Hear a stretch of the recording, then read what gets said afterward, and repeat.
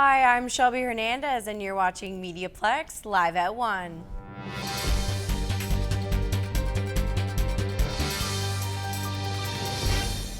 According to the most recent jobs report released by Statistics Canada, Windsor's unemployment rate has dropped to 7%. Windsor is no longer one of the top 10 unemployment regions in Canada.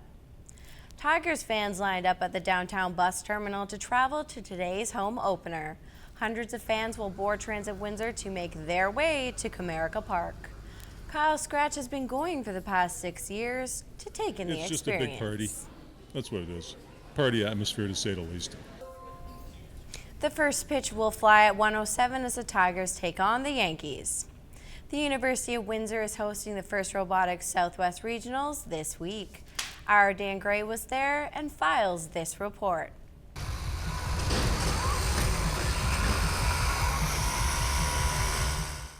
The robots are back in town. First Robotics has taken over the St. Denis Center again this year. Over 50 teams from as far away as Poland are here to participate in the regional competition. Mark Bredner is the CEO of First Robotics Canada and hopes the students gain an interest in science, technology, math, and engineering when they participate. I want them to get excited, to look at what they're going to do in the future. When they build these robots, it's incredible what they do in a 6 weeks period. They're going to learn so much, but hopefully while they're doing that, they see something that sparks their curiosity, that makes them say, oh, I really like doing that, and I'd like to do that for a career. The competition will wrap up tomorrow afternoon, and admission is free to the public.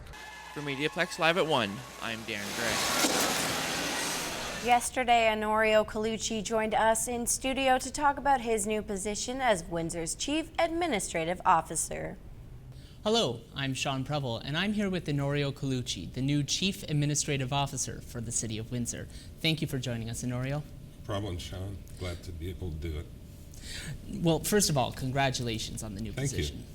Now, after 31 years in more financial-type positions, why take on the CAO role? Well, I think it was the next logical step for me. Over the last 6 or 7 years, I worked very closely with the outgoing CAO, Helga Rydell, and knew what the job entailed, had some interest in it, and was approached to see if I was interested in taking over for Helga. And after a short while to think about it, I thought this would be a great next step for my career. Well, now that you've taken the position, what are you hoping to accomplish in your first year as CAO? Well, as I mentioned, I work very closely with Ms. Rydell. I think the city is in really good shape these days, so I don't foresee dramatic changes. There may be a tweak here and there as things progress, but largely status quo for now. I think we want to continue to provide the best services we can for the residents at the cheapest possible price. Well, final question. I know earlier you did say the city looks to be in good shape, but could you elaborate on what shape our city is in? Well, I think the last decade has been incredibly productive for the previous mayor, the current mayor, and the councils during that time. We have decreased our long-term debt from $230 million to less than $100 million. Our reserves have increased more than double.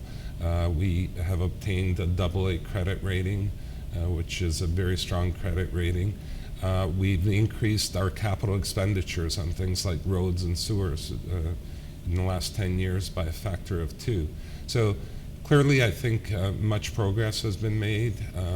Our taxes used to be among the highest in the province. Now they're very competitive, in most cases below the provincial average for municipalities of our city. So lots of good things have happened over the last decade or so, and certainly hope to keep it going during my term.